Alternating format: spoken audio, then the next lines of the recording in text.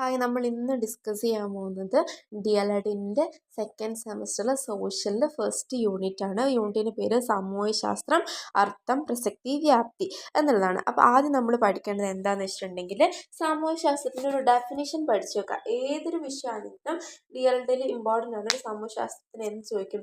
ഒരു ഡെഫിനിഷൻ ചോദിക്കും. അപ്പം മനുഷ്യൻ്റെ വ്യവഹാരങ്ങളെക്കുറിച്ചുള്ള പഠനമാണ് സാമൂഹ്യശാസ്ത്രം. ചാൾസ് പറഞ്ഞൊരു വാക്കാണ്. അപ്പോൾ ഇത് നിങ്ങൾ പഠിച്ചു വെക്കുക. മനുഷ്യൻ്റെ വ്യവഹാരങ്ങളെക്കുറിച്ചുള്ള പഠനമാണ് എന്ത് സാമൂഹ്യശാസ്ത്രം എന്ന് പറഞ്ഞിട്ടുള്ളത് ആരാണ്? ചാൾസ് ആണ്. അപ്പോൾ അത് പഠിച്ചു വെക്കുക. അതുപോലെ തന്നെ സാമൂഹ്യശാസ്ത്രത്തിൻ്റെ ഉപവിഷയങ്ങൾ നമുക്കറിയാം. സാമൂഹ്യശാസ്ത്രം 5 ഉപവിഷയങ്ങളാണുള്ളത്. ചരിത്രം, സാമൂഹ്യശാസ്ത്രം, ഭൂമിശാസ്ത്രം, രാഷ്ട്രതന്ത്രം, അതുപോലെ തന്നെ സാമ്പത്തിക ശാസ്ത്രം. അപ്പം ഓരോന്നിനും എന്തിനെക്കുറിച്ചാണ് ചർച്ച ചെയ്യുന്നതും കൂടെ നമുക്കറിയണം. ചരിത്രമാകുമ്പോൾ നമ്മളുടെ പുരാതന വർഷങ്ങൾ, നൂറ്റാണ്ടുകൾക്ക് മുമ്പ് ഉണ്ടായിരുന്നിട്ടുള്ള നമ്മളുടെ സാമൂഹ്യ വ്യവസ്ഥിതികൾ, നമ്മളുടെ ഭരണങ്ങൾ, നമ്മളെങ്ങനെ ഇന്ന് എത്തിച്ചേർന്നു എന്നുള്ളതാണ് ഈ ചരിത്രം കൊണ്ട് ഉദ്ദേശിക്കുന്നത്. സാമ്പത്തിക ശാസ്ത്രമാണ് എക്കണോമിക്സ്. എങ്ങനെ എന്താ പറയുക, അതുപോലെ തന്നെ രാഷ്ട്രതന്ത്രം നമുക്കറിയാം. രാഷ്ട്രമാണ് ഭരണങ്ങൾ, നിയമങ്ങളെക്കുറിച്ചുള്ളത്. ഭൂമിശാസ്ത്രം, ജിയോഗ്രഫീസ്, ഭൂമിൻ്റെ നീലാഗ്രഹങ്ങൾ, അങ്ങനെ ഒരുപാട് കാര്യങ്ങളെക്കുറിച്ചാണ് നമ്മൾ ഓരോ ഉപവിഷയങ്ങളായി പഠിക്കുന്നതാണെങ്കിലും സാമൂഹ്യശാസ്ത്രത്തിൻ്റെ ഒറ്റ വിഷയത്തിലാണ് നമ്മളിതെല്ലാം പഠിക്കുന്നത്. അപ്പം നമ്മൾ എന്താ പറയുന്നത്, ഒരു ഒറ്റ വിഷയത്തിൽ തന്നെ നമ്മളെ എല്ലാ മേഖലകളെക്കുറിച്ചുമുള്ള ധാരണകൾ എന്ത് ചെയ്യുന്നുണ്ട്? സാമൂഹ്യശാസ്ത്രത്തിലൂടെ നമുക്ക് ലഭിക്കുന്നുണ്ട്. അതുപോലെ തന്നെ സാമൂഹ്യശാസ്ത്രം പഠിക്കുന്നത് കൊണ്ട് തന്നെ നമുക്ക് 3 ലക്ഷ്യങ്ങളുണ്ട്. സാമൂഹ്യശാസ്ത്രത്തിൻ്റെ 3 ലക്ഷ്യങ്ങളാണ് പറയുന്നത്. വ്യക്തിപരമായ ലക്ഷ്യങ്ങൾ, സാമൂഹികവും സാംസ്കാരികവുമായ ലക്ഷ്യങ്ങൾ, വിദ്യാഭ്യാസപരമായ ലക്ഷ്യങ്ങൾ. ഒന്നാമത്തെ നോക്കാം, വ്യക്തിപരമായ ലക്ഷ്യങ്ങൾ. നിങ്ങൾ DLED ആയതുകൊണ്ട് നിങ്ങൾക്ക് എളുപ്പമുള്ള കുറച്ച് പോയിന്റ്സ് പഠിച്ചാൽ മതി. പോയിന്റ്സ് തന്നെ എന്ത് ചെയ്യും? മാർക്ക് വീഴും. അപ്പോൾ ഒരു 2-3 വരെയുള്ള പോയിൻ്റൊക്കെ ഉണ്ടാവും ചിലപ്പം. പക്ഷേ നമുക്ക് ഷോർട്ട് ചെയ്തിട്ട് പഠിക്കാം. അല്ലെങ്കിൽ കുഞ്ഞു കുഞ്ഞു പോയിൻറ്റ്സ് ഓൾറെഡി അതിലുണ്ടാവും, അത് പഠിച്ചാലും മതി. അപ്പം നിങ്ങൾക്ക് ഇപ്പോൾ പോയിൻറ്റിനെ വിശദീകരിക്കേണ്ടി വരും എന്നൊരു 3 മാർക്കിൻ്റെ ഒക്കെ ആണെങ്കിൽ ചിലപ്പോൾ 3 പോയിൻ്റ് എഴുതിയിട്ട് അതിനെക്കുറിച്ച് വിശദീകരിക്കേണ്ടി വരും. അല്ലെങ്കിൽ ഒരു 6 പോയിൻ്റ് എഴുതി വെച്ചാൽ മതിയായിരിക്കും. അപ്പം നിങ്ങളുടെ ഔചിത്യം പോലെ നിങ്ങൾ എഴുതുമ്പോൾ എന്ത് ചെയ്യുക? അങ്ങനെ പഠിക്കുക. കുഞ്ഞു കുഞ്ഞു പോയിൻറ്റ്സ് കൂടുതലും പഠിക്കാൻ ശ്രമിക്കുക. അതായിരിക്കും നല്ലത്. കാരണം സാമൂഹ്യശാസ്ത്രമാണ് DLED എന്ന് പറയുമ്പോൾ നമുക്കറിയാം ഒരുപാട് എഴുതേണ്ടി വരും. ഒരുപാട് ഇങ്ങനെ വലിച്ചു നീട്ടിയിട്ടുള്ള കാര്യങ്ങളൊക്കെ പറയുന്നുണ്ടാവും. അപ്പം നമുക്ക് വേണ്ട നമ്മൾ സോർട്ട് ചെയ്തെടുക്കുക എന്നുള്ളതാണ് എപ്പോഴും നോക്കേണ്ട കാര്യം. അപ്പം വ്യക്തിപരമായ ലക്ഷ്യങ്ങൾ എന്താണെന്ന് നമുക്ക് നോക്കാം. തൻ്റെ അവകാശങ്ങളെക്കുറിച്ച് കൂടുതൽ അറിയുന്നതിന്. അപ്പം വ്യക്തിപരമായ ലക്ഷ്യത്തിൽ ഒന്നാമത്തേത് എന്താ? തൻ്റെ അവകാശങ്ങളെക്കുറിച്ച് കൂടുതൽ അറിയാൻ വേണ്ടിയിട്ട്. പിന്നെന്താ? സ്വഭാവ സവിശേഷതകൾ മെച്ചപ്പെടുത്തുന്നതിന് വേണ്ടി നമ്മളെപ്പം പഠിക്കാം, നമ്മളുടേതായിട്ടുള്ള ക്യാരക്ടറിൽ ഒരുപാട് ചേഞ്ചസ് വരുത്തേണ്ടി വരും. നമുക്ക് ഒരുപാട് കാര്യങ്ങൾ കൂടുതൽ കിട്ടും. നമ്മൾ ഉണ്ടായിരുന്ന അറിവുകൾ ചിലപ്പോൾ കളഞ്ഞ് പുതിയത് സ്വീകരിക്കേണ്ടി വരും. അതാണ് സ്വഭാവ സവിശേഷതകൾ മെച്ചപ്പെടുന്നതിന്. അടുത്തത് നന്മ തിന്മകൾ തിരിച്ചറിയുന്നതിന് വേണ്ടിയിട്ട്. പിന്നെ പൗരബോധം വളർത്തുന്നതിന്, ജീവിത ലക്ഷ്യങ്ങളെക്കുറിച്ചുള്ള ധാരണ, സമൂഹത്തോടുള്ള കടമ, രാഷ്ട്രബോധം വളർത്തുന്നു, ചുറ്റുപാടിനെക്കുറിച്ചുമുള്ള അറിവ്, ഭരണാധികാരികളെക്കുറിച്ചുള്ള ധാരണ, സാമ്പത്തികപരമായ അറിവ്, സമൂഹത്തിൽ എങ്ങനെ ഇടപെടണമെന്നും എങ്ങനെ ജീവിക്കണമെന്നുമുള്ള ധാരണ, ജനാധിപത്യ മൂല്യങ്ങൾ, അതുപോലെ തന്നെ എന്താണ്, മനുഷ്യനും പ്രപഞ്ചവും തമ്മിലുള്ള പരസ്പര ബന്ധത്തെക്കുറിച്ചുള്ള ബോധം. മനുഷ്യനും പ്രപഞ്ചവും അല്ലെങ്കിൽ മനുഷ്യനും പ്രകൃതിയും തമ്മിലുള്ള പരസ്പര ബന്ധത്തിനെക്കുറിച്ചുള്ളൊരു ബോധം. ഇതൊക്കെയാണ് എന്ത് വ്യക്തിപരമായ ലക്ഷ്യങ്ങൾ പറയുന്നത്. രണ്ടാമത് സാമൂഹികവും സാംസ്കാരികവുമായ ലക്ഷ്യങ്ങൾ. സംസ്കാരത്തെക്കുറിച്ചുള്ള ധാരണ, അല്ലെ? സാമൂഹികവും സാംസ്കാരികമായ ലക്ഷ്യം ഉറപ്പായിട്ട് നമ്മൾ മുൻകൈ കൊടുക്കുന്ന എന്തിനായിരിക്കും? സംസ്കാരങ്ങളെക്കുറിച്ചുള്ള ധാരണയുണ്ടാവും. ആചാരാനുഷ്ഠാനങ്ങളെക്കുറിച്ചുള്ള അറിവും അത് സംരക്ഷിക്കുന്നതിനുള്ള മനോഭാവവും. അടുത്തത് സാമൂഹ്യ സാമ്പത്തിക ഉയർച്ചയിൽ ഉൾപ്പെടുന്നു. സാമൂഹികവും സാമ്പത്തികമായ ഉയർച്ചയിൽ ഉൾപ്പെടുന്നു. മനുഷ്യബന്ധങ്ങളെക്കുറിച്ചുള്ള അറിവ്, മൂല്യം നേടുന്നു. സമൂഹത്തിൽ ഒരു ഐക്യം നിലനിർത്തുന്നതിന്, ഭരണഘടനാ മൂല്യങ്ങൾ തിരിച്ചറിഞ്ഞ് അത് പാലിക്കുന്നതിന്. ഇതൊക്കെയാണ് സാമൂഹികവും സാംസ്കാരികവുമായിട്ടുള്ള ലക്ഷ്യങ്ങൾ വരുന്നത്. അടുത്താണ് വിദ്യാഭ്യാസപരമായിട്ടുള്ള ലക്ഷ്യങ്ങൾ. വിദ്യാഭ്യാസത്തിൻ്റെ അടിസ്ഥാന ലക്ഷ്യങ്ങൾ സാക്ഷാത്കരിക്കുന്നതിന് നമുക്കറിയാം വിദ്യാഭ്യാസത്തിൻ്റെ അടിസ്ഥാന ലക്ഷ്യം സാക്ഷാത്കരിക്കുക, അല്ലെങ്കിൽ സാമൂഹ്യശാസ്ത്രം പഠിക്കുമ്പം നമ്മൾ എന്ത് നേടണോ അതാണ് നമ്മൾ നേടുന്നതിന് വേണ്ടിയിട്ട് നമ്മളിത് പഠിക്കുന്നത് എന്നാണ് പറയുന്നത്. സാമൂഹ്യപരമായിട്ടുള്ള നൈപുണ്യങ്ങൾ ആർജിക്കുക, അതിനോടൊപ്പം എന്ത് ചെയ്യുക, പ്രവർത്തനങ്ങൾ ഏർപ്പെടുക. സാമൂഹ്യപരമായിട്ടുള്ള നൈപുണ്യം ആർജിക്കുകയും അതിനടിസ്ഥാനപ്പെടുത്തിയിട്ടുള്ള പ്രവർത്തനങ്ങൾ ഏർപ്പെടുകയും ചെയ്യുന്നു. ചുറ്റുപാടുമായി ബന്ധപ്പെട്ടിട്ടുള്ള പഠനത്തിന് അവസരമൊരുക്കുക. നമ്മൾ ഏതൊരു വിഷയം പഠിച്ചാലും നമ്മൾ പഠിക്കുന്നൊരു കാര്യമാണ്, നമ്മൾ എന്ത് ചെയ്യും, ചുറ്റുപാടുമായി ബന്ധപ്പെട്ട് പഠിക്കുക, പരിസ്ഥിതിയുമായി ഇണങ്ങിച്ചേർന്ന് പഠിക്കുക. അതാണ് പറയുന്നത്. ചുറ്റുപാടുമായിട്ടുള്ള ബന്ധപ്പെട്ടുള്ള പഠനത്തിന് അവസരം കൊടുക്കുന്നു.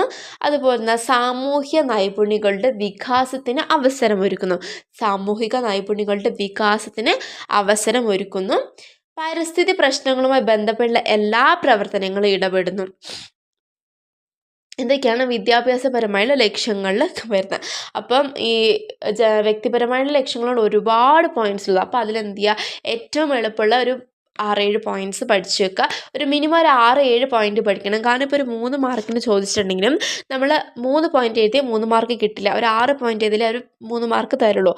അല്ലെങ്കിൽ പിന്നെ എന്ത് ചെയ്യണം, 3 പോയിന്റ്സ് എഴുതിയിട്ട് അത് വിശദീകരിക്കണം. അപ്പം ഇതാകുമ്പോൾ നമുക്ക് വേറെ ഏതിലെങ്കിലും യൂസും ചെയ്യാം. അപ്പോൾ ഒരു 6-7-8 പോയിന്റ് എന്തായാലും പഠിക്കുക. ഇതൊരു 10-12 പോയിന്റ് നമുക്കുണ്ട്. അപ്പം അതിൽ നല്ല കുറച്ച് പോയിന്റ്സ് സെലക്ട് ചെയ്തിട്ട് എന്ത് ചെയ്യുക, പഠിക്കുക. പിന്നെ സാമൂഹ്യ സംസ്കാര മേഖലയിലൊക്കെ കുഞ്ഞു കുഞ്ഞു പോയിന്റ്സ് ആണ്, ഇതിപ്പോൾ സോർട്ട് ചെയ്യാനൊന്നുമില്ല. അപ്പം കൂടുതലും കണക്ട് ചെയ്ത് പഠിക്കാൻ നോക്കണം കേട്ടോ. അടുത്താണ് സാമൂഹ്യശാസ്ത്ര പ്രക്രിയാശേഷികൾ. എന്ത് പഠിക്കണം എന്നുള്ളത് പോലെ തന്നെ പ്രധാനമാണ് എങ്ങനെ പഠിക്കണം എന്നുള്ളത്. സാമൂഹ്യശാസ്ത്രം പഠിക്കുമ്പോൾ അല്ലെങ്കിൽ ഓരോ വിഷയം കുട്ടി പഠിക്കണം, എങ്ങനെയാണ് കുട്ടി അനുഭവങ്ങൾ സ്വായത്തമാക്കേണ്ടത് എന്നാണ് പറയുന്നത്. പ്രക്രിയാശേഷികളാണ്. പ്രക്രിയാശേഷിക്ക് എത്രയും പ്രാധാന്യം ഉണ്ടെന്നാണ് പറയുന്നത്. ഒന്നാമതാണ് നിരീക്ഷണം. കുട്ടി എന്ത് ചെയ്യണം, എല്ലാം നിരീക്ഷിച്ച് പഠിക്കണം. കുട്ടി ഒരു പുസ്തകപ്പുഴ അല്ലെങ്കിൽ ഒരു ടീച്ചർ സെൻറ്റേർഡ് മെത്തേഡോ അല്ലാതെ കുട്ടി കിട്ടുന്ന കാര്യങ്ങളെക്കുറിച്ച് നിരീക്ഷിച്ച് വാക്കിംഗ് മോഡൽസും ഗ്ലോബ്സൊക്കെ കണ്ട് നിരീക്ഷിച്ച് മാപ്പൊക്കെ കണ്ട് നിരീക്ഷിച്ചാണ് കുട്ടി പഠിക്കുന്നത്. അപ്പം ഒന്നാമത്തെ പോയിൻ്റാണ് നിരീക്ഷണം. രണ്ടാമത് വിവരശേഖരണം, ഡാറ്റ കളക്ഷൻസ്. കുട്ടിക്ക് കിട്ടുന്നൊരു പോയിന്റിനെ കുറിച്ച് കുട്ടി കൂടുതൽ കുട്ടീനെ ചെയ്യാൻ, അല്ലെങ്കിൽ കുട്ടി വിവരങ്ങൾ ശേഖരിക്കണം. ഇപ്പോൾ നമ്മളിപ്പം ഭൂമിയെക്കുറിച്ച് പറയുകയാണ്, ഡാറ്റകളെക്കുറിച്ച് പറയുകയാണ്, അല്ലെങ്കിൽ പഴയ കാലത്തിലുള്ള ശിലായുഗങ്ങളെക്കുറിച്ച് പഠിപ്പിക്കുകയാണ്. അപ്പോൾ കുട്ടി അതിനനുസരിച്ചുള്ള ഡാറ്റകൾ കളക്ട് ചെയ്യാൻ പറയും. ആൽബങ്ങൾ, ഇതൊക്കെ നമുക്ക് എന്താ പറയുക, ആൽബങ്ങൾ ഉണ്ടാക്കാനൊക്കെ പറയുമ്പോൾ കുട്ടി വിവരങ്ങൾ ശേഖരിക്കും. വർഗീകരിക്കുന്നു. കുട്ടി എന്ത് ചെയ്യുന്നു, അതിനെ വർഗീകരിക്കാൻ പഠിക്കുന്നുണ്ടാവും. വേർതിരിക്കാൻ പഠിക്കുന്ന, വേറെ വേറെ മേഖലകളിലേക്ക് ആക്കാൻ പഠിക്കും. അതിൽ താരതമ്യം ചെയ്യുന്നു. ഇപ്പോൾ 2 കാലഘട്ടങ്ങളെ താരതമ്യം ചെയ്യാൻ പറ്റുന്നതായിരിക്കും. 2 ഭരണങ്ങൾ താരതമ്യം ചെയ്ത് പഠിക്കാൻ പറ്റും.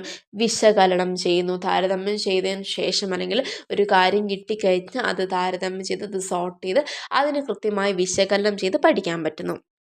സാമാന്യവൽക്കരണം, അത് നിഗമനങ്ങൾ രൂപപ്പെടുത്തൽ. അപ്പോൾ കുട്ടി കിട്ടിയൊരു കാര്യത്തിനെ കുറിച്ച് കുട്ടി നിഗമനങ്ങൾ കണ്ടുപിടിച്ച് വിശകലനം ചെയ്തിട്ട് അതിനെന്ത് ചെയ്യണം, ഇന്ന കാരണങ്ങൾ കൊണ്ടാണ് എന്ന് ഒരു നിഗമനത്തിൽ കുട്ടി എത്തുന്നു. നിഗമനം രൂപീകരിക്കൽ, അതിൽ പ്രവചിക്കലും അനുമാനിക്കലും. അപ്പോൾ ഒരു വിഷയം, ഒരു പ്രോബ്ലം കുട്ടി കിട്ടിയിട്ടുണ്ടെങ്കിൽ അതിനെക്കുറിച്ച് കുട്ടി ആഴത്തിൽ ചിന്തിച്ചിട്ട് അതിങ്ങനെ കാര്യങ്ങൾ കൊണ്ടായിരിക്കും എന്ത് ചെയ്യാം ആയിട്ടുണ്ടാവുമെന്ന് കുട്ടി ഒരു പ്രവചനം നടത്തി അനുമാനിക്കുന്നത്. പിന്നെ ഉപകരണങ്ങൾ കൈകാര്യം ചെയ്യണം. അപ്പം സാമൂഹ്യശാസ്ത്രം നമുക്കറിയാം, നമ്മൾ ഒരുപാട് ഉപകരണങ്ങളിലൂടെയാണ് കുട്ടി നമ്മൾ പഠിക്കുന്നത്. ഗ്ലോബായിട്ട് അറ്റ്ലസ്, അതുപോലെ തന്നെ വാക്കിംഗ് മോഡൽസ്, പിന്നെ പഴയ വസ്തുക്കൾ, അതൊക്കെ കുട്ടി എന്ത് ചെയ്യുന്നുണ്ട്, കൈകാര്യം ചെയ്യുന്നുണ്ട്. അതാണ് ഉപകരണങ്ങൾ കൈകാര്യം ചെയ്യാനുള്ള ശേഷി. അപ്പം പ്രക്രിയാശേഷികൾ എന്തൊക്കെയാണ്? നിരീക്ഷണം, വിവരശേഖരണം, വർഗീകരണം, താരതമ്യം, വിശകലനം, സാമാന്യവൽക്കരണം, നിഗമനങ്ങൾ രൂപപ്പെടുത്തൽ, പ്രവചിക്കലും അനുമാനിക്കലും, ഉപകരണങ്ങൾ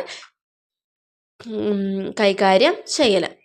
അടുത്തതാണ് എന്തെന്ന് പറയുന്നത്, അടുത്തത് സാമൂഹ്യശാസ്ത്ര പഠനത്തിൻ്റെ സവിശേഷതകളാണ് പറയുന്നത്. പ്രക്രിയാശേഷിക്ക് ഊന്നൽ നൽകണം. നമ്മൾ നേരത്തെ പറഞ്ഞു, പ്രക്രിയാശേഷികളിൽ ഒരു കുട്ടി എന്ത് പഠിക്കുന്നത് പോലെ തന്നെയാണ് എങ്ങനെ പഠിക്കുന്നു നമ്മൾ കിട്ടണം. അപ്പം ഓരോ ഏതൊക്കെ പ്രക്രിയാശേഷികൾക്കാണ് പ്രാധാന്യം കൊടുക്കേണ്ടത് നമ്മളപ്പം ഒന്നാമത്തെ പോയിന്റ് എന്താണ്, പ്രക്രിയാശേഷിക്ക് ഊന്നൽ നൽകണം. അനുഭവാധിഷ്ഠിത പഠനം കൊടുക്കണം. ആ കുട്ടി എക്സ്പീരിയൻസ് ചെയ്യണം. ഒരു ഇത് കിട്ടിയിട്ടുണ്ടെങ്കിൽ കുട്ടി കണ്ടും കേട്ടും തൊട്ടും അറിഞ്ഞിട്ട് എന്ത് ചെയ്യണം, അത് കുട്ടി എക്സ്പീരിയൻസ് ചെയ്യണം. അനുഭവാധിഷ്ഠിത പഠനം അതുപോലെ സാമൂഹ്യ പുരോഗതി ലക്ഷ്യമിടുന്നതായിരിക്കണം. സാമൂഹിക പുരോഗതി ലക്ഷ്യമിടുന്നു. മനുഷ്യബന്ധങ്ങളെക്കുറിച്ച്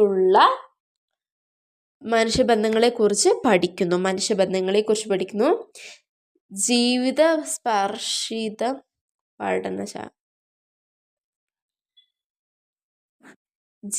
സ്പർശിയായ പഠനശാല. അതുപോലെ തന്നെ സാമൂഹിക ജീവിതത്തിന് എന്ത് ചെയ്യുന്നു, സജ്ജമാക്കുന്നുണ്ട്. അതുപോലെ മനുഷ്യനും പ്രകൃതിയും തമ്മിലുള്ള ബന്ധം വിശകലനം ചെയ്യുന്നു. യഥാർത്ഥമായ ജീവിത സന്ദർഭങ്ങൾ ഇതൊക്കെയാണ് എന്ത് സാമൂഹ്യ ശാസ്ത്ര പഠനത്തിൻ്റെ സവിശേഷതകൾ എന്നതുകൊണ്ട് ഉദ്ദേശിക്കുന്നത്. പ്രധാനമായും ഈ യൂണിറ്റിൽ ഇത്രയും കാര്യങ്ങളാണ് എന്ത് ചെയ്യുന്നത്, ഡിസ്കസ് ചെയ്യുന്നത്. നമ്മൾ പറഞ്ഞു സാമൂഹ്യശാസ്ത്രം 5 ഉപവിഷയങ്ങളുണ്ടെന്ന്. അപ്പോൾ 5 ഉപവിഷയങ്ങളെ കുറിച്ചൊന്ന് നോക്കുക. ഏതൊക്കെയാണ് നമുക്കറിയാം. കൂടുതൽ നോക്കുക ചരിത്രം എന്താണ് രാഷ്ട്രമാംസ തമ്മിലുള്ള ബന്ധങ്ങൾ എന്താണ് എന്നും കൂടി എന്ത് ചെയ്യാം, ഒന്ന് കണ്ടുപിടിച്ച് എഴുതുക. അപ്പം ചരിത്രവും ഭൂമിശാസ്ത്രവും തമ്മിൽ എങ്ങനെ ബന്ധപ്പെട്ടിരിക്കുന്നു. അപ്പോൾ നമ്മൾ നോക്കണം, ചരിത്രത്തിൽ നമ്മൾ ഡൽഹിനെ കുറിച്ച് പറയുന്നുണ്ടല്ലോ. ഡൽഹീൻ്റെ എന്താണ് സവിശേഷതകൾ കൊണ്ടാണ് അവിടെ എന്ത് ചെയ്തിട്ടുള്ളത്, അത് ഡൽഹീനെ ഒരു കൈക്കലാക്കതും അങ്ങനെയൊക്കെ നമ്മൾ കേട്ടു. അപ്പോൾ ഭൂമിശാസ്ത്രപരമായിട്ട് എന്തുണ്ട്, ഡൽഹിക്കുള്ള സവിശേഷതകളാണ് എന്താ ചരിത്രാദി കാലത്ത് പിന്നെ ഡൽഹീനെ എന്ത് ചെയ്തിട്ടുള്ളതൊരു അധികാര കേന്ദ്രമാക്കി മാറ്റാനുള്ള കാരണം. ഭൂപ്രകൃതി, വെള്ളത്തിൻ്റെ ലഭ്യത, പിന്നെന്താ പറയുക, അത്തരത്തിലുള്ള കാര്യങ്ങളാണെന്ന് അറിയാമല്ലോ. അപ്പോൾ അത് രണ്ടും പരസ്പരം ബന്ധപ്പെട്ടിട്ടുണ്ട്. അങ്ങനെ ബന്ധപ്പെടുത്തിയിട്ടൊക്കെ ചിലപ്പോൾ ചോദ്യം ചോദിക്കാം. ഇപ്പോൾ സാമൂഹ്യശാസ്ത്രം ചരിത്രവും ഭൂമിശാസ്ത്രവും തമ്മിൽ എങ്ങനെ ബന്ധപ്പെട്ടിരിക്കുന്നു. അപ്പോൾ നമുക്ക് പറയാൻ പറ്റണം, ഒരു ഉദാഹരണം വെച്ചിട്ട് എന്തെങ്കിലും പറയാൻ പറ്റണം. അപ്പം ഫസ്റ്റ് യൂണിറ്റ് സിമ്പിളായുള്ള യൂണിറ്റാണ്, ഇത്രയേ ഉള്ളൂ.